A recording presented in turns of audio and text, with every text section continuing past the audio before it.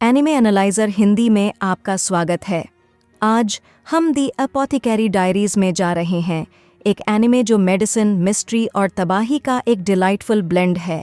Tang dynasty के दौरान set की गई स्टोरी माओ माओ को फॉलो करती है, जो एक यंग लड़की है जो रेड लाइट डिस्ट्रिक्ट में एक एपोथिकेरी के रूप में काम करती है। जब उसे किडनैप कर लिया जाता है और उसे सर्वेंट के रूप में इंपीरियल पैलेस में बेच दिया जाता है, तो उसकी जिंदगी एक अनएक्सपेक्टेड टर्न लेती है। लेकिन जो एक भयानक सिचुएशन की तरह लग सकता है, वह माओ माओ के लिए एक पेचीदा एडवेंचर बन जाता है। वह जल्दी से अपनी मेडिकल स्किल्स को काम में लगाती है, एक पॉइजन टेस्टर बन जाती है और एक इन्फ्लुएंशियल यूनक जिनशी के साथ मिलकर कई मेडिकल मिस्ट्रीज और पॉलिटिकल स्कीम्स को अनवेल करती है। आइए रिव्यू शुरू करें और पता लगाएं कि द अपोथिकेरी डायरीज इतनी अट्रैक्टिव क्यों है। चलिए सीधे पॉइंट पर आते हैं। द अपोथिकेरी डायरीज बस प्लेन फन है। यह मेडिसिन और पैलेस इंट्रीग का एंटरटेनिंग मिक्स है।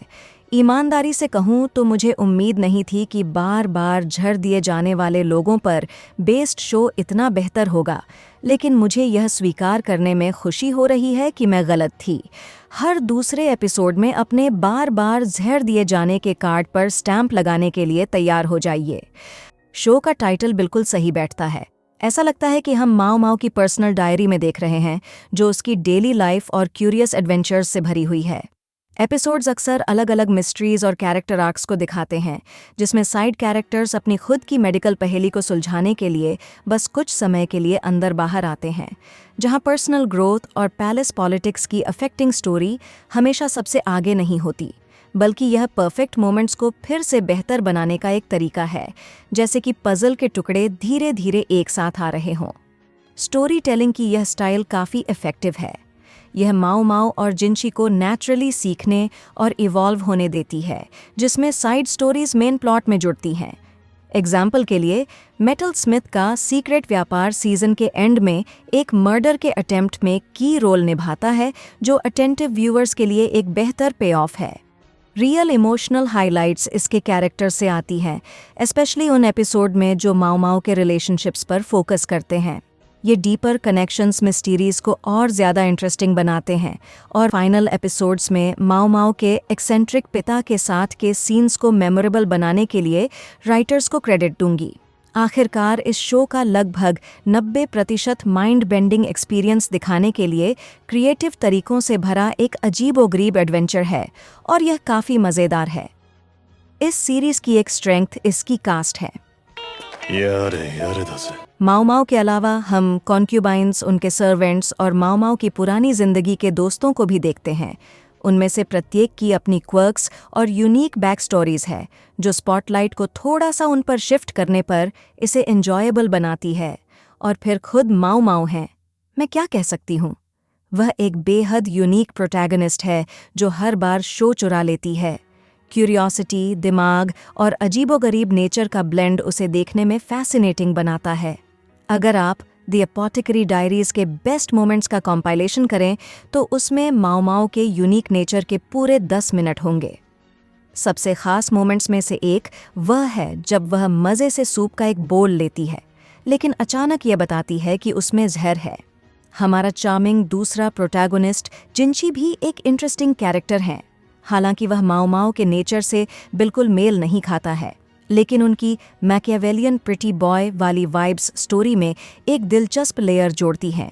उनकी बैक स्टोरी और मोटिवेशंस धीरे धीरे सामने आते हैं, जिससे उनके रोल में थोड़ी मिस्ट्री जुड़ जाती है।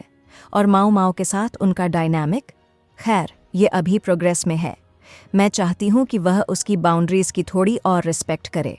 आपको क्या लगता है, क्या वह उसे जीतने में कामयाब होगा, या वह हमेशा उसे एक इंसेक्ट की तरह देखेगी? सीजन 1 का एक और अनएक्सपेक्टेड एस्पेक्ट यह था कि माओ माओ अपने आसपास के लोगों के साथ खुलकर बात करती है। उसका कैरेक्टर डेवलपमेंट काफ़ी इम्पैक्टफुल लगता है, और इसने मुझे सीजन 2 का बेसब्री से इंतज़ार करवाया।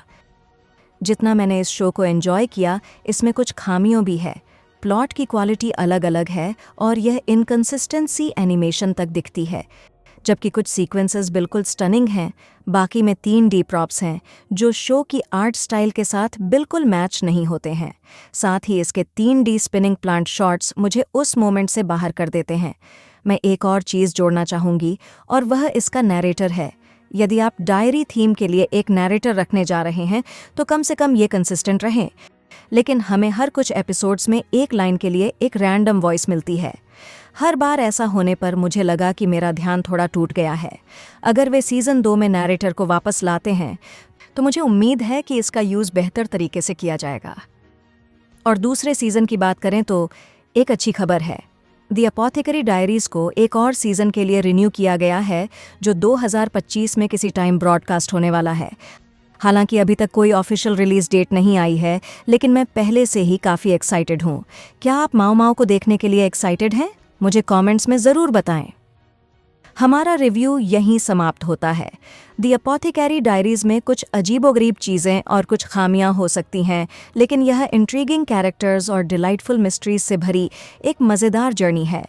अगर आपको पहला सीज़न पसंद आया तो एक कमेंट करना ना भूलें और हमें अपना फेवरेट मोमेंट बताएं।